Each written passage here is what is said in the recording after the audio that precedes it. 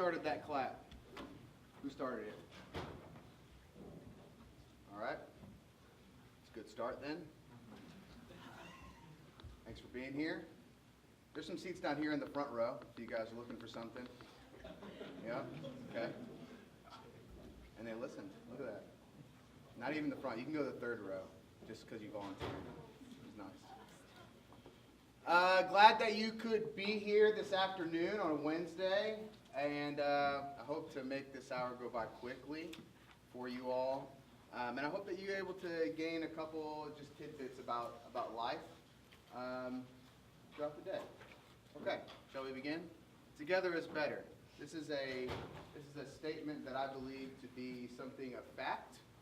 I don't know, I guess a little example of this would be, I don't know, let's see. You, sir, in the glasses and the maroon shirt, would you stand up and sing our national anthem? I would not. Why not? I'm not listening to lyrics. Would you lead everybody in singing the national anthem? I mean, I guess. Okay, go ahead. Wherever they stand. Do we have a flag In your soul? or? Oh. Okay, that's good. All right, thanks. That was fantastic. All right, let me tell you from personal experience, because at every home basketball game, we have to sing this national anthem. And this guy right here, who's not a singer, has to go, oh, say, can you get the mic away from me as quick as possible. If I had to do a solo, it would be absolutely awful. You'd be singled out. Everybody starts looking at you. Then you get the embarrassed sweats. Do you have the embarrassed sweats right now? No, just the red face. Okay, good. Thank you for participating. What's your name? Ethan. Thanks, Ethan. I'm Logan. It's good to meet you. That's what you Really? Okay. That's better. I appreciate your honesty. We'll get there. You get the embarrassed sweats. People start looking at you. All of a sudden, you start feeling judged. You start feeling ashamed of yourself and what's happening. But if people join in and with you, and all of a sudden it's something that you're doing together, it makes it better. When I was working in the admissions office here, one of the things I would tell people about chapel is say chapel is really good sometimes. Sometimes it's really, really bad. And I remember the times when it was really bad more than I remember the times when it was really, really good. When that song leader couldn't hit that note. And that happens, and then you all look down the aisle and everyone is experiencing it together. That made for a better experience. Some of my favorite times being in the Rhodes Fieldhouse, experiencing together as this school is cheering on our athletes, regardless of what sport it is, a shared experience where everyone walks out and they say, wow, that was fantastic. And everyone in the room knows exactly what happened. Together, I think, really is better. But don't take my word for it. But generational joke, you'll get it later. Let's talk about relationships. Connection, community, and science. Those are three words that are important, not together though. Did you know?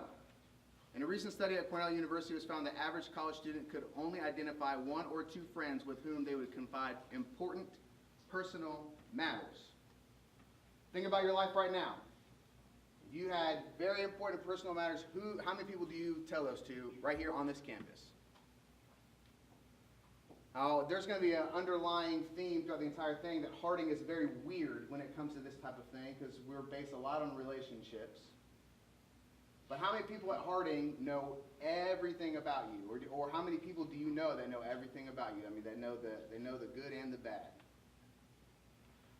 Furthermore, here, presented with a situation that was described as high stress, they label out a stressful situation. Most students confess that they would allow school and work to take priority over relationships. Does anybody in here do that? No, not one person? All right. I do that. I let work, it affects my family life. Sometimes I'm not the greatest dad because I'm too involved with work. I'm not the greatest husband because I'm too involved in work. I would bet that some of you, when school ramps up and you've got tons of projects, that you become pretty awful friends. Yeah? Anybody? Yes, this guy right here. Yes, you become, be careful around midterms, not your friend. Okay. This shift, they call it social isolation, was found to have dramatic effects on their physical, mental, and emotional well-being. And here are the consequences of social isolation. Sounds like really off the deep end, but that's what they used. Here's the effects on body and mind. Research shows stress hormones spike when feelings of self-worth plummet in response to negative situations. Friends, however, have a protective effect on both of these body and mind responses. Simply being with a close friend during a stressful event, such as an argument, bullying, or deliberate peer rejection, reduces the levels of stress hormones that would normally flood the body and stabilize feelings of self-worth, thus acting as a social buffer. I read it like that because this, to me, reading this when I was planning for this, sounds like overkill a bit, doesn't it? Does anybody agree with me on that? When you read this, that social isolation, these are the effects it has on your body. When you read that, does that feel like it's a little bit of overkill?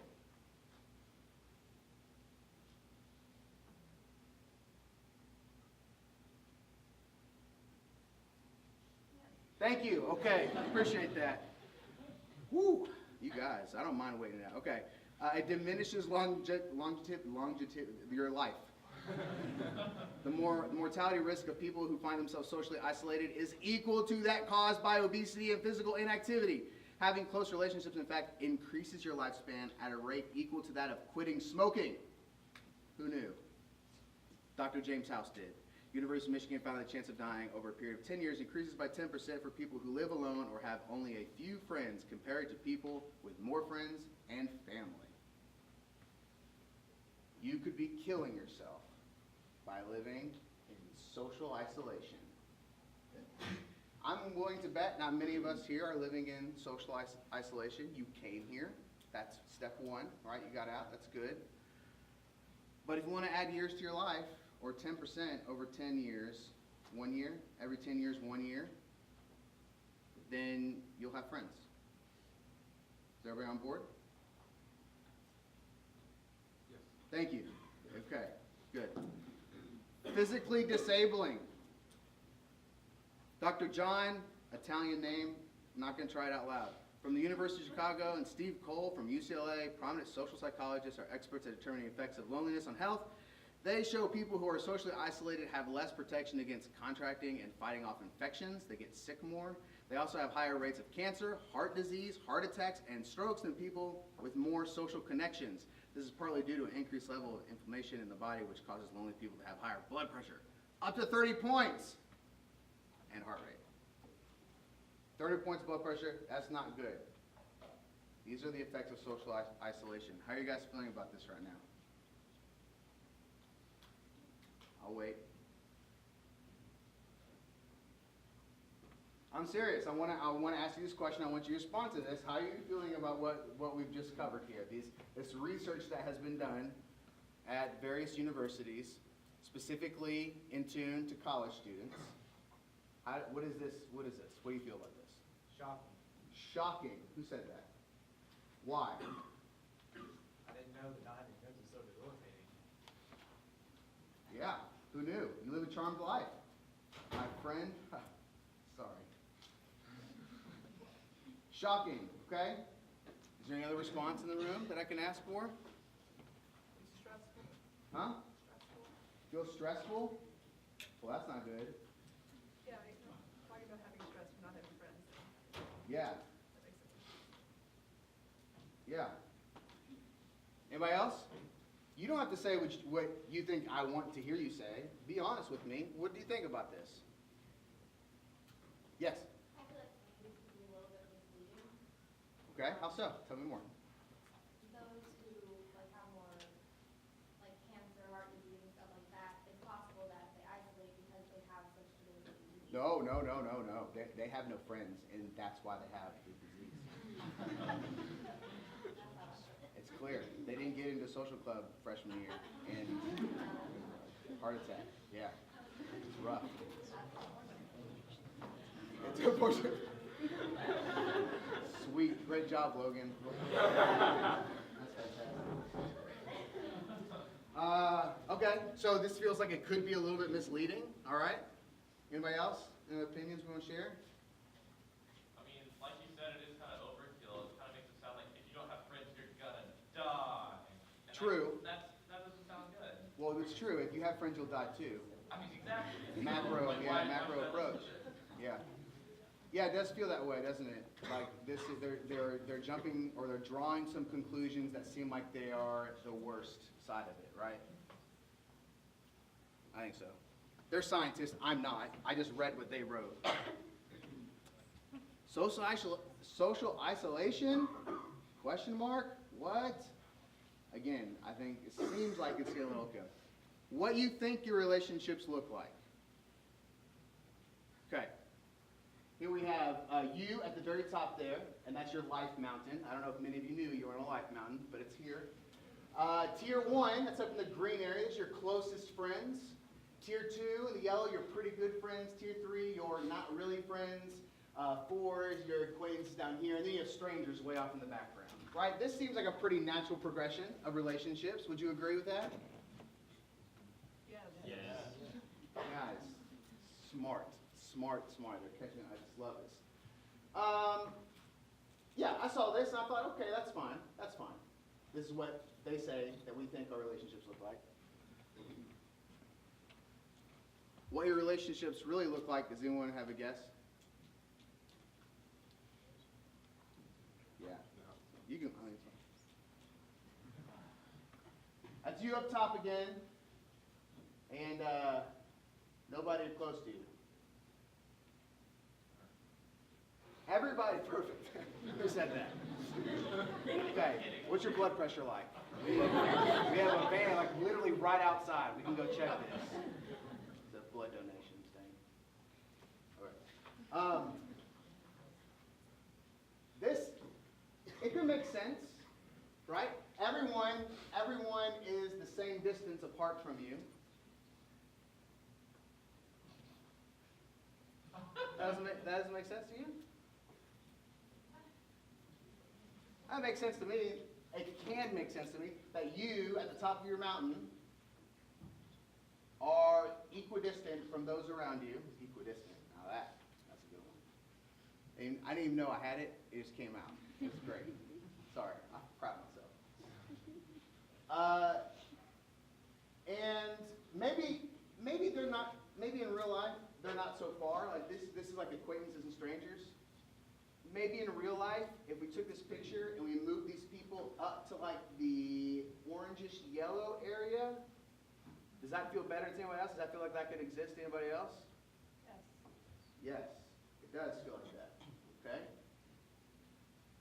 All right. That's interesting. I want you to know this is all because, well, you know, shh. What am I going to say? Does anybody know? What? Social isolation.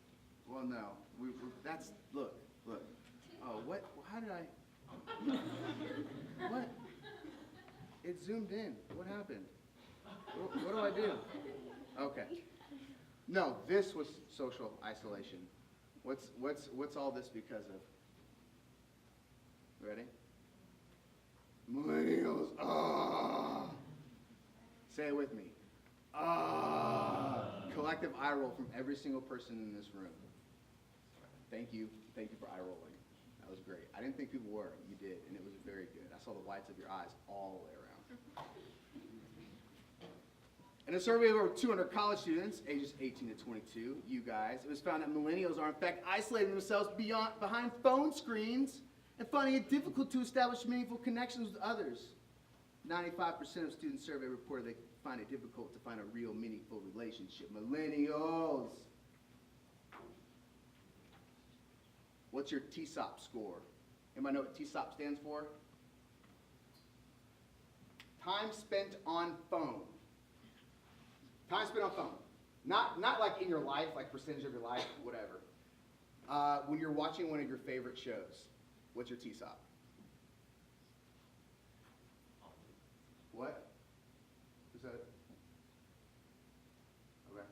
So like, if the Bachelor is on, right, your TSOP score will probably be closer to high, right?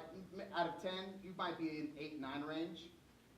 Nobody is really paying that much attention to the Bachelor, right? You're on Twitter at the same time, you're scrolling through Instagram. You don't need all that attention, okay? If you're watching the OA on Netflix, really weird show. Really gripping show. Every episode ends on a cliffhanger. You don't know what's going to happen next. TSOP score might be down. It's engaging. It's grabbed you. You're into it. If you're watching a new movie, this might happen, okay? What's your TSOP score when it comes to friends? We all have friends that when we talk to them without looking at them, and it's cool. That's okay. You can have those friends. Not necessarily a bad thing. We'll get there. What's your TSOP score? Perceived generation. Oh yeah. How do I do this? I put a video in here. Oh no. Okay. All right. We're gonna play this video. I want to tell you right now that I think it's a little corny, but the guy is British. Okay. So it helps.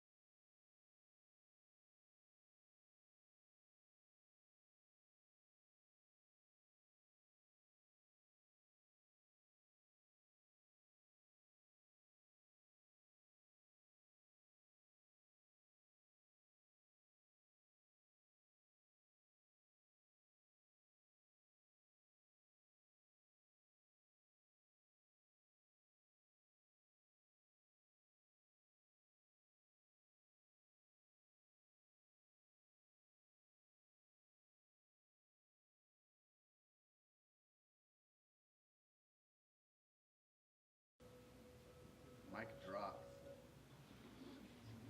This video goes on for the 2 minutes where it describes the life that someone has because he didn't look at his phone, he ran into a girl, he asked her for directions, and then he goes on to tell you all about the life they had together, and they had kids, and their kids had kids, and they came back, and you got to hold your grandbabies, and then your wife died, and you were there because you didn't spend time on your phone. It's a little much.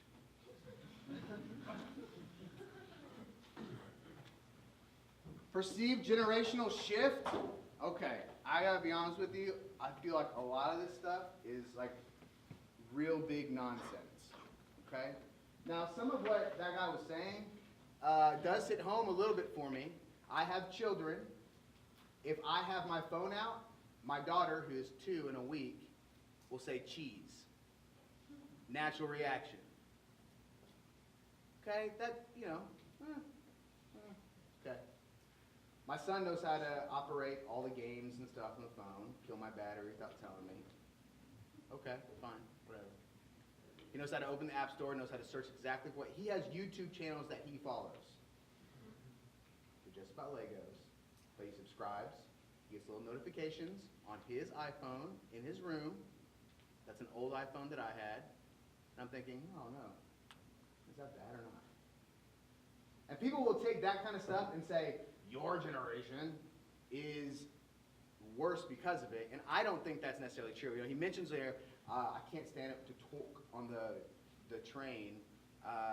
You know, nobody's talking to one another. But there's these pictures that I love of, you know, like the 60s and 70s. People were on a train and they all have newspapers out.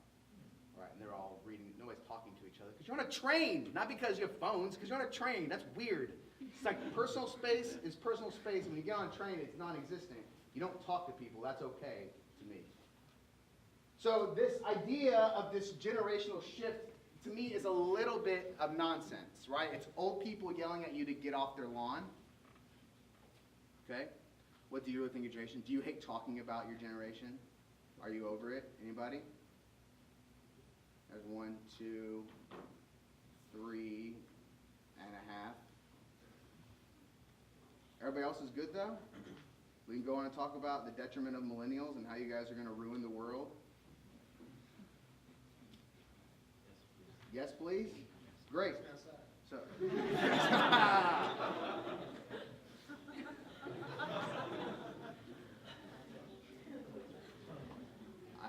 I really appreciate that. I'm over it. I'm over it too. If I attend another conference on campus activities and they tell me how I have to change my marketing plan to reach millennials, I'm going to throw chairs. I'm saying this to say that I think that people are being just a little bit too extreme. Okay? That study that we were talking about earlier, we read earlier, I feel like they're being a little bit too extreme, that they might be reporting in their researching things that they maybe want to have be true. Does that make sense? They're a little bit biased. And what they're doing is they're finding a little bit of confirmation in that, because they might be looking for that. I don't know. I didn't dig that much into it. It's a personal feeling as well.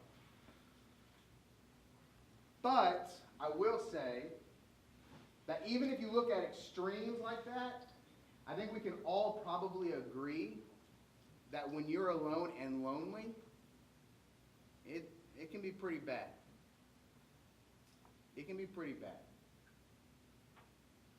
I remember this one time, guys, I went for this job when I was in high school. I think I was in 10th grade. I had to have my dad drive me to the restaurant to interview. I don't know what restaurant, I'm interviewing at a restaurant. I'm in there, they're asking me these questions about my assertiveness. Sorry, I don't know what that sound means. That's okay. I think someone has to go to class. So they're asking me questions about assertiveness and skills and strengths and weaknesses. And a weakness of mine that I answered in an interview was that I don't enjoy working very hard. Right? A strength of mine is that I was a very honest person. I thought following that up with being very honest would be great. I didn't get the job, came home, was very sad. I had to ride home with my dad, Navy, doesn't talk to me, and I am silently weeping to myself, tears of, 4 scorned paychecks. I ended up getting a job at Foot Locker, is the best thing in my life. Anyway, so I get home, and I'm just very upset. I go to a room, I close my door, and I get up. It's like a Disney movie. I get in the covers, and I'm just like, Dane Cook had his little spark in infamy, and he had this thing where he talks about where you just cry sometimes, and you just cry, and you latch onto a phrase over and over again. So he says the phrase is, "I did my best," and she's just weeping. I did my best. I did my best. And you're by yourself, and you're just like, right? Does everyone in this room have at least one experience like that? where you tasted your own snot. Not by choice. Have you? Yeah, okay. I'm not gonna make you share it. You wanna share it? What happened? I'd rather not. Okay, great. Yeah, thanks for telling me the truth. That's good. I think we can all agree, here's the point, the first half of this, I think we can all agree that being alone, not having connected relationships, is bad. Can we all agree to that? Okay, let's all agree to that, okay? If we can get there, then we can get where we want to go next, okay? So we are all there. So relationships are good. You need them. Not having them is not good. It's bad. And studies do show that you'll die. Okay, here we go. DIY relationships, yes, even you. Do we have any awkward people in here? Volunteering awkwardness, thank you. Volunteering awkwardness, don't look too happy about it. Okay, that's better. That's fantastic. The shift was amazing. I was awkward. I've really grown into myself. My wife told me, it was like our 4th year of marriage, she says, man, Logan, you're like a stock. I bought low and you just keep going up.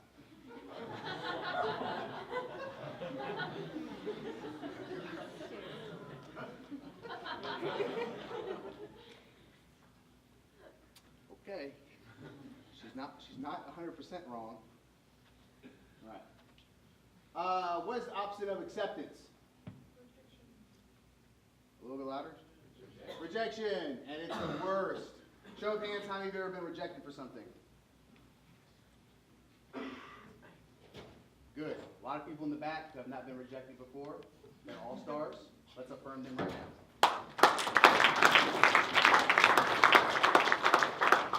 People in the very back, do you know what I'm talking about? Good. Okay. We've all been rejected. How many of you have been rejected from a relationship? I told a story before. In high school, I called, asked my first girl out, and in the background, because I'm very smart like this, I call her on the phone. In the background, I'm going to have music playing that will subliminally speak to her. And so when she hears that song on the radio, she's like, oh, why am I thinking about Logan right now?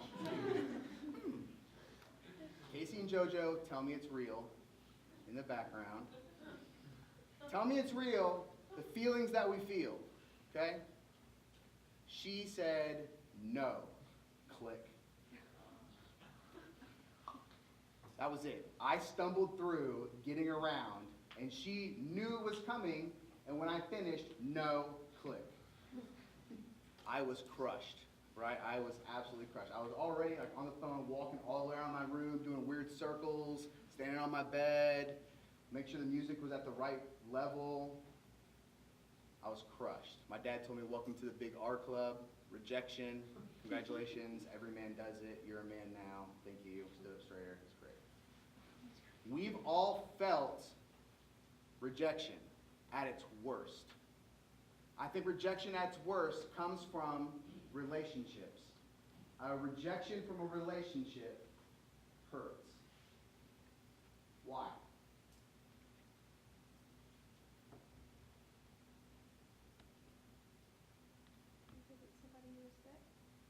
Because it's somebody you respect? Yeah, that's not bad. Dashed hopes. Dashed hopes. Say dashed, it makes me want to do that. What do you mean by dashed hopes? If you're hoping for like a relationship and you can obviously see that there maybe could be something good there. Uh-huh. And then it's sort of like a hope, and then when they reject, It's dashed. dashed.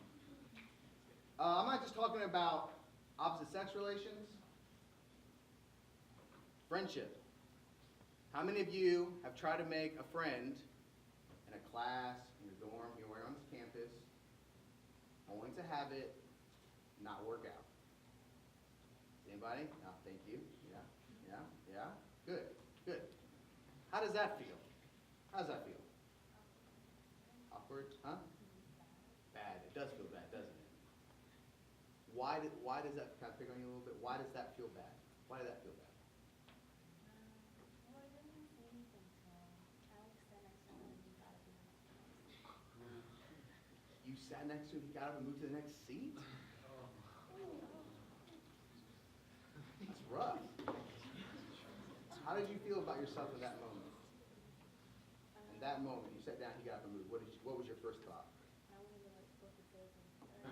You wanted to flip the table? Look out. Okay. All right. That's one reaction. That's good. That's one reaction. That's good. Okay. One reaction.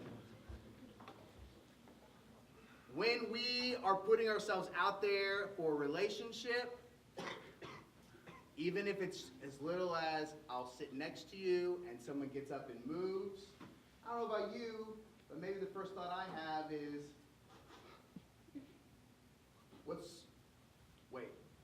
what did I do wrong? Are my pants unzipped? Am I missing a button? Did I miss a spot shaving on my head? Anybody else? Is anybody else with that? Great, okay, just a handful of people. All right.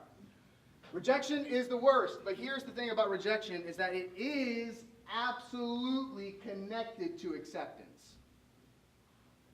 Absolutely. You cannot have one without the possibility of the other.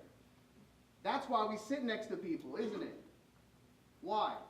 What were you hoping would happen? He'd be your friend. He'd accept you. He would look at you. He would judge you. And he would say, yes, this person meets the standards that I have set in my head randomly, forced on me by culture all around, and what my parents have told me growing up, and what's expected of me from my grandparents, and what other people might think of this person sitting next to me. He judged all that, and he got up and moved. He's a jerk. That happens like that. It's connected. There is one word that will change the way you approach your relationships. It's extremely scary, but the rewards are rich and plentiful. Does anyone know what that word is? Stephanie, don't answer.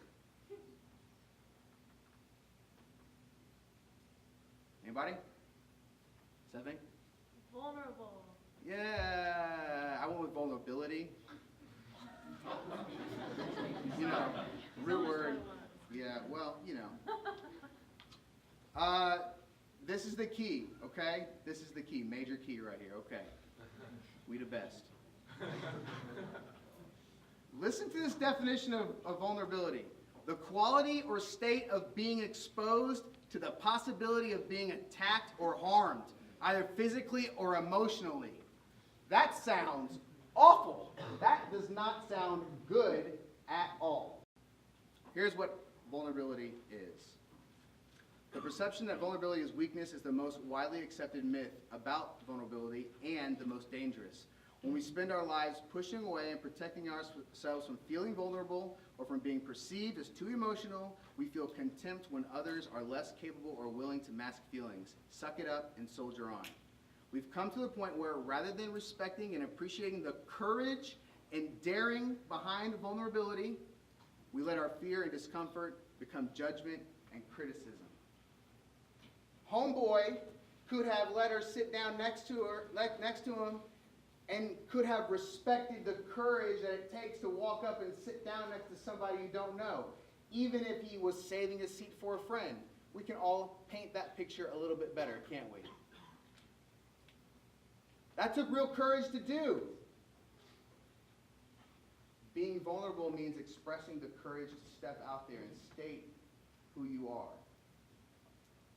It is extremely scary to do.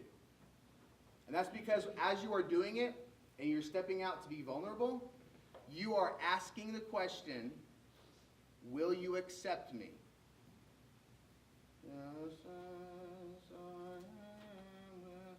Feels like invitation time. Will you accept me? And their answer is either yes or no. And if it's yes, it feels great. And if it's no, it's crushing. It really is crushing. And if you've been rejected after you've stepped out and shown someone who you really are, and you've been rejected, you know that it truly is crushing in every area of your life. And if you think about a time in your life where you have stepped out and shown your true self to somebody and they rejected you, I don't think what we read earlier at the beginning is that far of a stretch. Because if you've been really depressed before, you know it does a number on your body.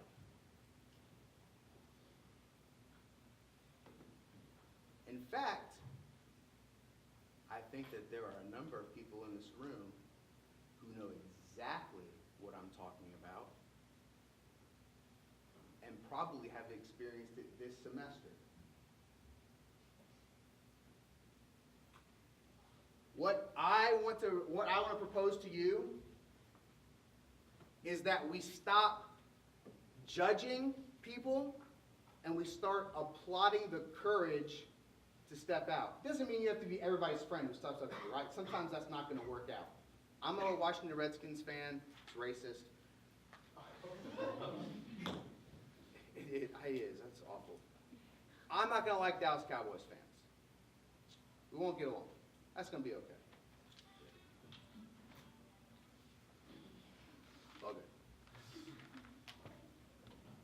What vulnerability is not? It does not mean oversharing and offering every detail of your life up for consumption. Nobody likes that person. By anyone with a head. That's funny. It's about intention. Those who you hold close or you want to. Before taking a risk, you open up. Okay, we covered this. Be vulnerable. Here's a quick challenge. If you want to accept this challenge, this will be fun. I want to challenge you to post a selfie of yourself with no editing and no up angle shot of your head. Just a straight on. In fact, let somebody else take it underneath these type of lights.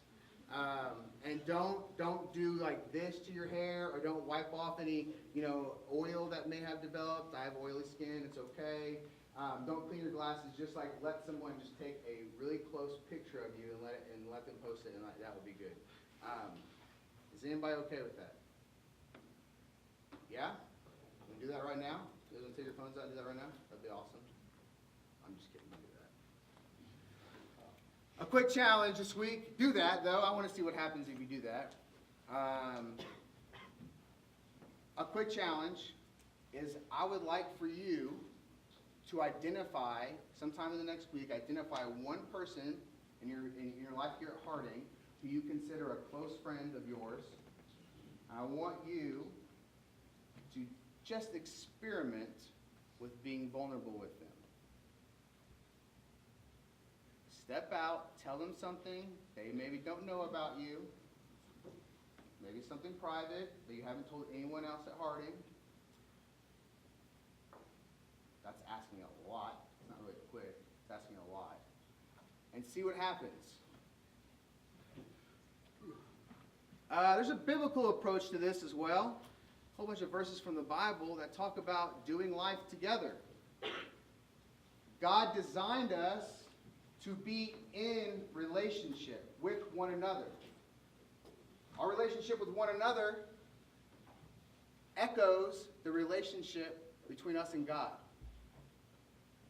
When we experience one another fully, we are closer to experiencing God fully. I really, really believe this. I think this is a core truth that you need to know and practice. We were not meant to isolate ourselves. We were not meant to live life alone. You may not be meant to have all of the friends in the world, but you're not meant to be alone. You're not designed to be alone. Literally, your body changes the way it acts when you are alone, when you are isolated. That, to me, is beyond coincidence. 3 examples, and if you've heard me talk about this, you know I talk about these people all the time. Samson, Elijah, and David, who at their worst moments, right? Samson's worst moment was telling Delilah about the hair, getting it cut off, being bounded. His eyes, that was pretty bad. Elijah, who wanted to die, he said, whatever, just kill me, God. David, who decided to have adultery, send off Bathsheba's husband to die in war. All of these things happened when these people were all by themselves. You can read it in the Bible. I don't think that's a coincidence either. I think that's important. When we surround ourselves with people that we trust, people hold us accountable, almost naturally. Together is better. I believe this to be true. What I hope that you get from this today is, one, stop letting people tell you that your generation is less connected to real relationships than others. Because I just don't think that's true. Your connection is going to be different for sure. Number two, invest in a relationship, at least one. Three, be vulnerable in that relationship. When someone asks you what you want, tell them. Honestly, if you are so afraid of rejection that you don't open yourself up, you will never experience the joy that is acceptance. That's true. It's not alternate fact. Topical. Okay, that's all I have. Come get your papers. Thanks for coming.